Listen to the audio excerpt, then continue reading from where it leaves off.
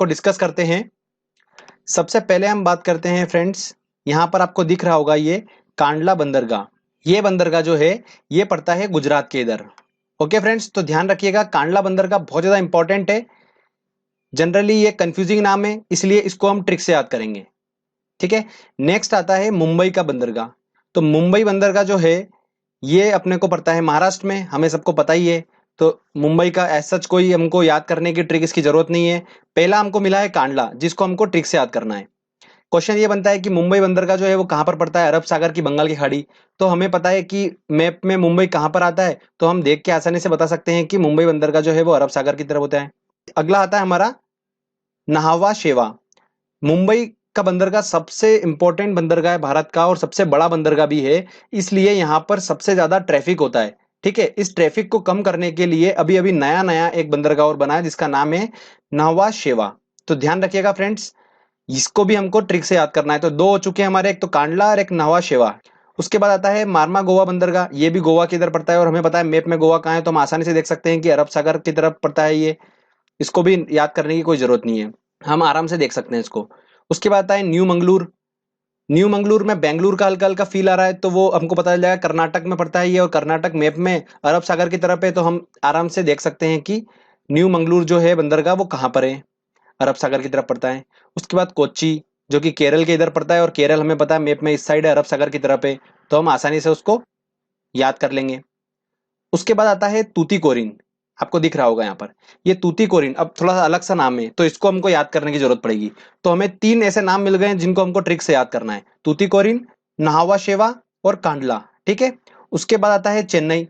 चेन्नई हमें पता है कि तमिलनाडु के इधर पड़ता है, इसलिए इसको याद करने का इतना एज सच कोई हमको रिक्वायरमेंट नहीं रहेगा। डायरेक्टली हम मैप की हेल्प से इसको हम क्वेश्चन को क्लिक कर लेंगे। अगला आता है एन्नोर। एन्नोर बंदरगाह बहुत ज्यादा इंपॉर्टेंट है और इसका नाम भी थोड़ा यूनिक है, इसलिए इसको ट्रिक से याद करेंगे। तो चार हो चुके हैं अभी तक। ओके फ्रेंड्स, उसके बाद आता है आंध्र प्रदेश का विशाखापट्टनम। विशाखापट्टनम भी हमें पता है कि आंध्र प्रदेश में आता है, और आंध्र प्रदेश जो है वो बंगाल की खाड़ी की तरफ है, तो आसानी से हम देख सकते हैं कि विशाखापट्टनम जो है वो बंगाल की खाड़ी की तरफ है। तो ये भी हमारा आसानी से हो सकता है, कोई डिफिकल्टी नहीं होगी। तो अभी तक हमको दोस्तों चार हमारे हो चुके हैं जिनको हमको ट्रिक से याद करना है। अब अगला आता है पांचवा, पारादीप। इसको हमको ट्रिक से याद करना है। तो ये पांच दोस्तों हैं जिन्हें हमें ट्रिक से याद करना है। और इसके बाद कोलकाता आता है। कोलकाता जो है वो बंगाल की तरफ पड़ता है, और ये जो है हुगली नदी पर पड़ता है बंदरगाह। तो ध्यान रखिएगा दोस्तों, ये अकेला जो है वो हुगली नदी पे पड़ता है बस, बाकी सब जो है वो बंगाल की खाड़ी और अरब सागर की तरफ पड़ते हैं। तो ये आसानी से आप देख सकते हैं। और उसके बाद पोर्ट ब्लेयर जो है ये तो बिल्कुल बंगाल की खाड़ी में ही है, तो इसको तो याद ही आराम से कर सकते हैं आप। तो ये पांच जो है कांडला, नहवा शेवा, तूतीकोरिन, एन्नोर और पारादीप, ये पांच जो बंदरगाह हैं जनरली क्वेश्चंस इन्हीं से बनते हैं, क्योंकि ये यूनिक नाम है थोड़ा सा और कंफ्यूजिंग नाम है, इसलिए हम ट्रिक से इन पांचों को याद करेंगे। बाकी तो बहुत आसान है। मुंबई, मुंबई कहाँ पर है मैप में आप देख के समझ सकते हैं और आसानी से बता सकते हैं कि वो कहाँ पर है। तो अरब सागर पर है वो मुंबई का बंदरगाह, तो वो तो आसानी से क्वेश्चन बन जाते हैं।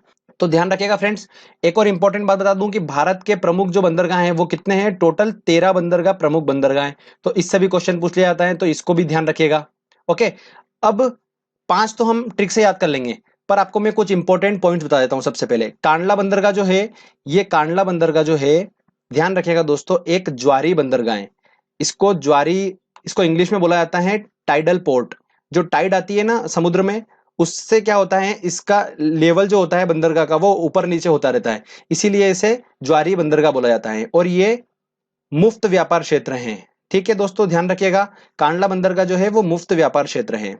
उसके बाद भारत का सबसे बड़ा बंदरगाह अगर पूछते हैं तो वो बंदरगाह है मुंबई का बंदरगाह। भारत का सबसे बड़ा बंदरगाह कौन सा है, मुंबई का है। और अगर पूछते हैं कि भारत का सबसे गहरा बंदरगाह कौन सा है और प्राकृतिक बंदरगाह कौन सा है, तो वो है विशाखापट्टनम। ठीक है, ये विशाखापट्टनम जो बंदरगाह है ये भारत का सबसे गहरा बंदरगाह है। ओके फ्रेंड्स, तो ये सी पोर्ट थे। अब इसमें से हम पांच को ट्रिक से याद करते हैं। चलिए दोस्तों, पांच बंदरगाह ये रहे, कांडला, एन्नोर, तूतीकोरिन, पारादीप और नवा शेवा। पहला हमारा दोस्तों है पारादीप, जो कि कहां पर स्थित है, उड़ीसा में। इसको याद रखने का तरीका देखिए, आप वर्ड देखिए पारादीप, हम इन वर्ड से ही पकड़ेंगे। तो हमको दीप दिख रहा है, ठीक है, तो इसी दीप, दीप मतलब दीपक होता है, हमने उसी से ट्रिक को लिया है। तो आप देखिए कैसे, आपको जैसे कि फ्रेंड दिख रहा है दीपक, दिख रहा है। अब इस दीपक में नॉर्मली तेल डालते हैं सब लोग, बट मैंने क्या करा, इस दीपक में जब मैंने इसके अंदर पारा डाला, क्या डाला फ्रेंड्स, देखिए आप, पारा डाला मैंने जैसे ही, तो पारा डाला जैसे मैंने, तो इसके क्या हुआ दोस्तों, पंख निकल आए, और पंख निकल आए और एकदम से ये दिया जो है ये उड़ गया। ठीक है फ्रेंड्स, तो दीप में पारा डालने के बाद वो दिया उड़ गया, तो उड़ गया से हमारा बना उड़ीसा। तो इससे हम आराम से आसानी से याद रख सकते हैं।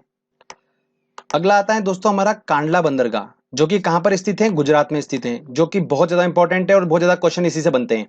तो फ्रेंड्स इसको आप ऐसे देखिएगा, क्या हुआ, स्टोरी ये थी कि मैं एक दिन बैठा था, तो मेरा फ्रेंड आया और बोला कि यार कांड हो गया यार। मैंने बोला क्यों, क्या हो गया? तो बोले यार मैं रात को ड्रिंक करके निकल रहा था, तो मैंने एक आदमी को गाड़ी ठोक दी और वो आदमी गुजर गया। मैंने बोला क्या, आदमी गुजर गया? तो बोले कि हाँ यार गुजर गया, रात में ही गुजर गया। तो आप देख रहे होंगे, अक्सर जो कांड होते हैं वो ड्रिंक करके लोग जो होते हैं वो गाड़ी चलाते हैं और रात को ही चलाते हैं। तो कांड से हम पकड़ेंगे रात। ठीक है, तो इस तरीके से हम इसको आसानी से रिलेट करके याद कर सकते हैं कि कांडला बंदरगाह जो है वो गुजरात में है। अब इसके बारे में इंपॉर्टेंट बात यह है कि ये एक ज्वारी बंदरगाह है, मैंने आपको बताया था, और ये एक मुफ्त व्यापार क्षेत्र है। इन दोनों बहुत ज्यादा इंपॉर्टेंट पॉइंट है, ध्यान रखिएगा दोस्तों, ये पूछे जाते हैं एग्जाम में। चलिए, ये भी हमारा कंप्लीट हो गया। अब बात करते हैं हम तमिलनाडु के बंदरगाह की। ठीक है, जो कि बहुत ज्यादा इंपॉर्टेंट है और बहुत ज्यादा कंफ्यूजिंग भी है। तमिलनाडु के बंदरगाह दोस्तों कहां पर हैं? बंदरगाह सिटी में तो होंगे नहीं, बिल्कुल तट पे होते हैं, तो हमने वही पकड़ा, त से हमारा बना तट। ओके, अब मैं इस तट को इंग्लिश में लिखता हूं, तो मैंने लिखा TAT, तट। ठीक है, अब मैंने इसको जब सेपरेट करा, इसको मैंने अलग अलग अलग अलग इसका नाम निकाला, तो टी से हमारा बना तूतीकोरिन, ए से हमारा बना एन्नोर, और टी से बना हमारा तमिलनाडु के बंदरगाह। ध्यान रखिएगा दोस्तों, टी से कोई दूसरा आपको बंदरगाह बिल्कुल भी नहीं मिलेगा, तो आपको कंफ्यूजन का नाम ही खत्म। तूतीकोरिन टी के नाम से जो बंदरगाह है ये एक लोता है, ए नाम से जो बंदरगाह एन्नोर वो एक लोता है, तो कंफ्यूजन का सवाल ही खत्म हो गया। तो ध्यान रखिएगा, तमिलनाडु के बंदरगाह कहां पर हैं, तट पर हैं, बिल्कुल तट पर ही होंगे। तो तट से हमारा बना TAT, और उसको हमने जब उसको एक्सप्लेन करा, तो टी से हमारा बना तूतीकोरिन, ए से बना एन्नोर, और टी से बना तमिलनाडु के बंदरगाह। ओके, तो इस तरीके से तमिलनाडु के बंदरगाह भी हो गए हमारे। उसकी ट्रिक थी तट। तो फ्रेंड्स हमारा कांडला हो गया, एन्नोर हो गया, तूतीकोरिन हो गया, पारादीप हो गया। अब बचा है सिर्फ और सिर्फ नावा शेवा। तो नावा शेवा को कैसे याद रख सकते हैं, मैं बताता हूं आपको। ऐसे याद रखिए कि पहली बात तो ये नावा शेवा क्यों बना था, क्योंकि मुंबई का जो अपना पोर्ट था, सी पोर्ट था, उस पर बहुत ज्यादा ट्रैफिक था, उस ट्रैफिक को कम करने के लिए ये बनाया गया है। तो हम उससे भी रिलेटेड करके देख सकते हैं कि महाराष्ट्र में पड़ेगा ये। और मैं अगर इसको श को मैं अगर इसको ऐसा कर दूं तो बन जाता है शिव। और शिवसेना जो है दोस्तों आपको पता ही है सबसे ज्यादा कहां पर उसका राजस्व है, महाराष्ट्र में है, तो उससे भी आप देख सकते हो। तो इस तरीके से हमारे पांचों जो है वो कंप्लीट हो जाते हैं।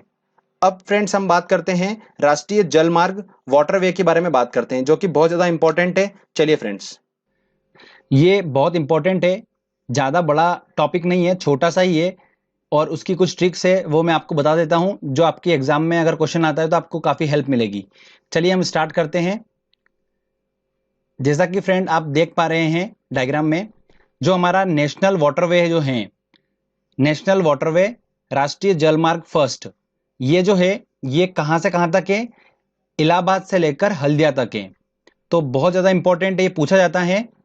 और ये जो है गंगा नदी का जो इलाहाबाद से लेकर हल्दिया का जो भाग है, उसी को नेशनल वाटरवे 1 का नाम दिया गया है। ठीक है फ्रेंड्स, इसको याद रखने का तरीका मैं आपको बता देता हूं। इलाहाबाद का जो हमारा ए आ रहा है वो हमको बताता है 1, इसीलिए ये बन गया नेशनल वाटरवे 1। ध्यान रख सकते हैं, इससे आसानी से आप उसको पकड़ सकते हैं अगर एग्जाम में आता है तो। इलाहाबाद से हल्दिया तक, तो ए से हमारा बन गया 1, तो ये हमारा जो है सबसे लंबा वाटरवे है।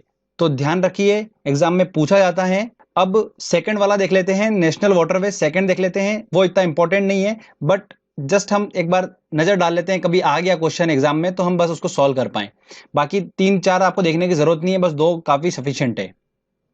तो जैसा कि फ्रेंड्स आप देख रहे हो, नेशनल वाटरवे 2 NW2 जो है वो कहां से कहां तक है, सादिया से लेकर धुबरी पट्टी तक जो है, ये है नेशनल वाटरवे 2।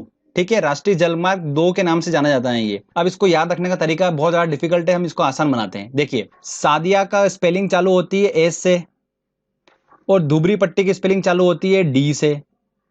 तो जो सेकंड होता है, सेकंड, उसका जो फर्स्ट वर्ड होता है वो एस होता है और लास्ट वर्ड होता है डी। तो इस तरीके से हम देख सकते हैं कि सेकंड नंबर पे कौन सा होगा, सादिया और दुबरी पट्टी। आप दूसरा बनाने की कोशिश करेंगे पर बनेगा नहीं, तो एसडी जो है वो सिर्फ सेकंड वाला बनाएगा। तो इस तरीके से आप ध्यान रख सकते हैं, जो कि एक आसान ट्रिक है। फ्रेंड्स चलिए हम अब टेस्ट लगाते हैं, देखते हैं कि हमारी ट्रिक कितनी कारगर है। तो इंपॉर्टेंट क्वेश्चन देखते हैं। पहला हमारा क्वेश्चन है दोस्तों, भारत में कितने मुख्य बंदरगाह हैं? तो जैसा कि हमें पता है 13 जो है भारत के मुख्य बंदरगाह हैं, तो आंसर लगेगा सी। अगला क्वेश्चन है, वर्तमान में मुंबई सी पोर्ट के दबाव कम करने के लिए कौन सा बंदरगाह का निर्माण किया गया है? तो मुंबई का ट्रैफिक को कम करने के लिए, जैसे मैंने आपको बताया था, नवा शेवा जो है वो उस बंदरगाह का निर्माण किया गया है, जो कि महाराष्ट्र में ही है, तो ध्यान रखिएगा। शिवा से हमने देखा था शिवसेना, तो शिवसेना महाराष्ट्र, तो हमें याद आ गया था। ठीक है, निम्न में से कौन सा एक मुफ्त व्यापार क्षेत्र है? एक मुफ्त व्यापार क्षेत्र और ज्वारी कौन सा बंदरगाह है? कांडला है, तो आंसर इसका लगेगा डी। इस तरीके से हम उसको सॉल्व करेंगे। चलिए आगे और इंपॉर्टेंट क्वेश्चन देख। अगला क्वेश्चन है हमारा, मारमा गोवा बंदरगाह स्थित है? तो ऑब्वियस सी बात है, हमने देखा था गोवा से पकड़ लिया था, तो आंसर होगा इसका बी, गोवा में स्थित है। भारत में निम्न में से कौन सा एक उड़ीसा तट पर स्थित है? अब देखिए उड़ीसा क्या है, हल्दिया, मुंबई, पारादीप या तूतीकोरिन? देखिए पारादीप का हमने देखा था कि एक द्वीप था, उसके अंदर जैसे पारा डाला तो वो उड़ गया था, तो उससे हमने पकड़ा था कि उड़ीसा वाला कौन सा है, पारादीप है, तो आंसर लगेगा सी। पारादीप बंदरगाह किस राज्य में स्थित है? देखिए इंपॉर्टेंट है, काफी पूछा जाता है। तो पारादीप है तो वही उड़ीसा, पारा डालने पर द्वीप उड़ गया था, हमने देखा था इमेज में, तो उस तरीके से हम याद रख सकते हैं। इमेजिनेशन दोस्तों हमारे दिमाग में रहेगी, हम मूवी भी देखते हैं तो वो हमारे दिमाग में रह जाती है हमेशा, उसके सीन जो रहते हैं वो हमारे दिमाग में फिट हो जाते हैं, तो कभी भी रिकॉल हो जाते हैं। उसी तरीके से वो इमेज थी कि वो दिया उड़ गया था, तो आपको वो एग्जाम में याद आ जाएगा। ठीक है, चलिए अगले इंपॉर्टेंट क्वेश्चन। अगला है हमारा, भारत के पारादीप एवं कांडला बंदरगाह किस तट पर स्थित हैं? तो देखिए अब पारादीप जो था वो कहां पर है, उड़ीसा में है, तो उड़ीसा मतलब पूर्वी तरफ हो गया, और कांडला जो है वो गुजरात में मतलब पश्चिम तरफ हो गया, तो पूर्वी और पश्चिमी मतलब लगेगा इसका आंसर सी। ओके फ्रेंड्स, भारत का सर्वश्रेष्ठ प्राकृतिक बंदरगाह है, मैंने आपको बताया था भारत का सर्वश्रेष्ठ प्राकृतिक और सबसे गहरा बंदरगाह जो है वो कौन सा है, विशाखापट्टनम, तो लगेगा आंसर सी। निम्न में से कौन सा बंदरगाह नहीं है? देखिए कांडला है, बिल्कुल है, कोच्चि कोच्चि बिल्कुल है, मंगलूर बिल्कुल है, पर बंगलुरु नहीं है, तो इसका आंसर होगा सी, मतलब बंगलुरु वाला नहीं होगा। चलिए आगे और इंपॉर्टेंट क्वेश्चन लेते हैं हम अब। अगला क्वेश्चन है दोस्तों हमारा, और काफी इंपॉर्टेंट क्वेश्चन है, गंगा नदी के किस भाग को NW1, ध्यान रखिएगा, नेशनल वाटरवे 1 घोषित किया गया है? तो कौन सा है? मैंने आपको बताया था वन से, ए से इलाहाबाद होता है हमारा, के से कानपुर, हरिद्वार, एन बिल्कुल भी नहीं, ए जहां पर हमको मिलेगा वही फर्स्ट वाला होगा, तो इलाहाबाद का हमारा लगेगा, स्पेलिंग में ए आता है, ए चालू होती है वो स्पेलिंग, तो ए से हमने पकड़ा एक, तो इलाहाबाद से हल्दिया का जो था वो गंगा नदी पर बना हुआ है, और इलाहाबाद से हल्दिया तक है, तो ध्यान रखिएगा NW1 इलाहाबाद से हल्दिया, मैंने आपको याद करने की ट्रिक भी बता रखी है उसकी। अगला क्वेश्चन है हमारा, देश का सबसे लंबा जलमार्ग है कौन सा है? इलाहाबाद से हल्दिया ही है, जो कि हमने पढ़ा था, NW1 सबसे लंबा है। अगला क्वेश्चन है हमारा, भारत में जलमार्ग के रूप में प्रयोग की जाने वाली नदी कौन सी है? तो एकलौती नदी कौन सी है? गंगा नदी है, तो ध्यान रखिएगा फ्रेंड्स, काफी इंपॉर्टेंट है। तो फ्रेंड्स इस तरीके से हमने ट्रिक की हेल्प से आसानी से बंदरगाह और जलमार्ग वाला टॉपिक अच्छे से कवर कर लिया है, तो अगर इससे क्वेश्चन आता है तो हम उसको आसानी से सॉल्व कर पाएंगे। फ्रेंड्स एक दो बार अच्छे से आप प्रैक्टिस कर लीजिएगा उसको याद करने की, एक बार आप डायग्राम से जो मैप बताया था मैंने आपको, उस मैप से आप एक बार प्रैक्टिस कर लीजिएगा, जिससे आपको